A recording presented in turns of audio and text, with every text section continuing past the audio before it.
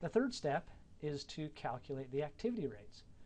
So in order to do this, we would need to estimate how much of each of the activities are going to be used. So based on their expectations, maybe from historical activities, they determine that they estimate that there will be 10,000 customer orders, 4,000 design changes, 800,000 machine hours, and 2,000 customers served. So now that they have this information, they can calculate the individual activity rates by dividing the total cost for each activity by the total activity levels. So for example, step 3 now, the customer order cost pool has $4.52 million. Again, that comes from this $4.52 million right here.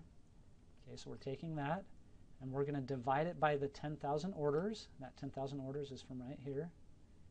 This will be given to you in the homework questions. So that's $452 per order. For design changes, it's $3.04 million divided by 4,000 changes. So that's $760 per change, and so forth. You can see for the other cost pool, they're not going to allocate that out. It's not applicable. They're going to have to incur these costs no matter what. All right, so that's the third step. Now the fourth step is to use these rates to assign this $22 million to the different cost objects.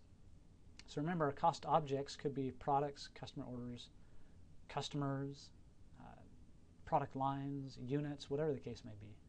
Remember that direct material, direct labor, and shipping costs are traced directly. Those are easy to deal with. What we're dealing with now are the overhead costs. And what we just went through is a first stage allocation. So we took these overhead costs, all 22 million, and we divided it, we allocated it to the 5 different cost pools.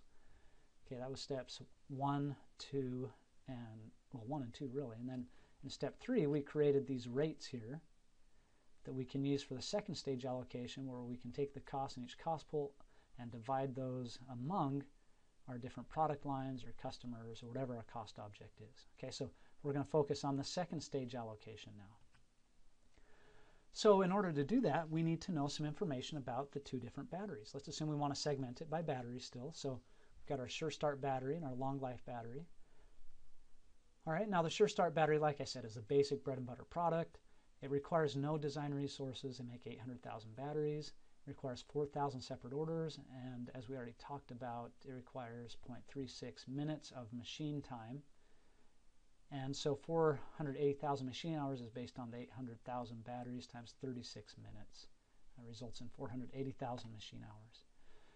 For the Long Life battery, that does require some new design resources. Specifically, actually, it jumped down here to 3. It takes 4,000 custom designs are prepared for the Long Life battery.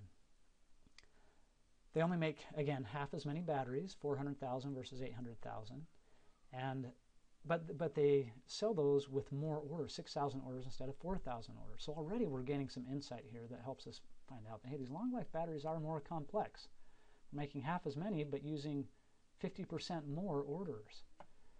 They also cause all of the design changes.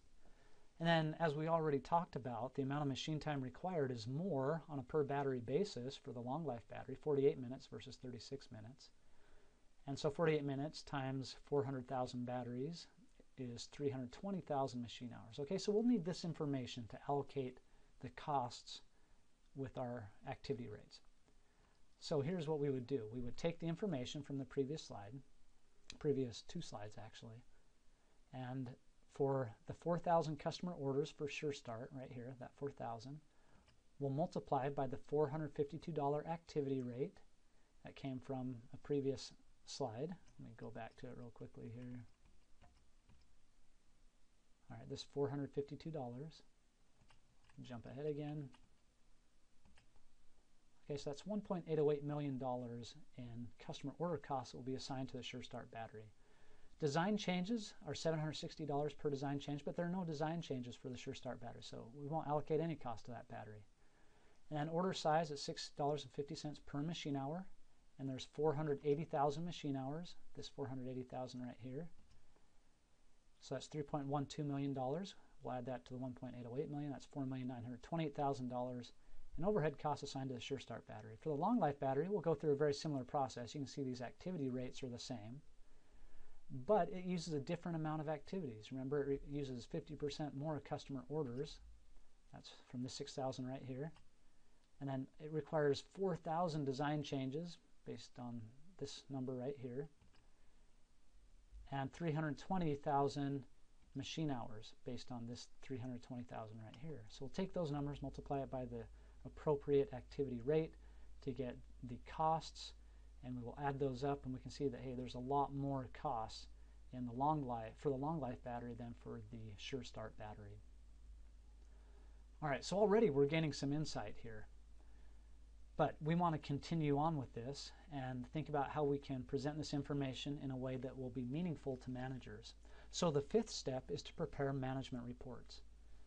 So let's start with our basic management report. We want to create a segmented income statement, and now we've got something that's very much like our contribution format income statement. We've got revenues and costs that are directly traceable to the different product lines.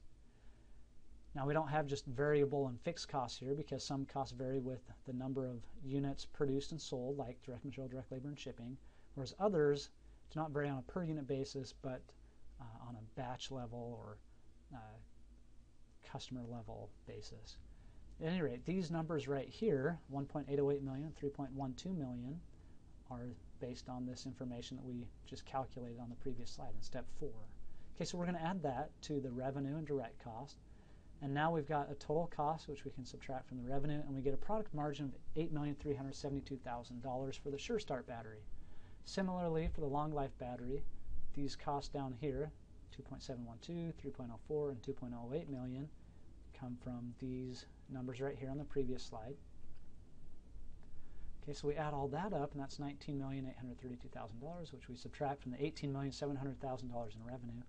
That's a negative product margin of $1.132 million. So let's just pause here before we move on and think about, okay, what does this tell us? Is this useful for managers? Hopefully you can recognize, yes, this would be useful. What would you do with this? Well, if you're a manager, you might think, okay, one thing, this is an extreme thing. You probably wouldn't want to do this right off the bat, but you could say, let's eliminate the long life battery, and perhaps that would result in us saving $1.132 million. Or, before jumping to such extreme measures, we could look at these costs here, and we could recognize, hey, there are a lot of costs that we're incurring for design changes. Is there a way that we could cut back on the activities that we put into design changes, or maybe somehow reduce the number of design changes? And then maybe jump to customer orders. Wow, we're incurring a lot of costs on customer orders. Can we cut back on the amount of orders somehow that our customers require for the long life battery? Okay, so anyway, there's some information here that might be useful to direct management's attention on how they can improve activities. All right, well, let's continue on and just put this into a full segmented income statement where we've got these product margins that we just calculated on the previous slide, and then a total column here. And then we've got these other costs that we did not allocate. Now, notice here that we've got customer relations cost.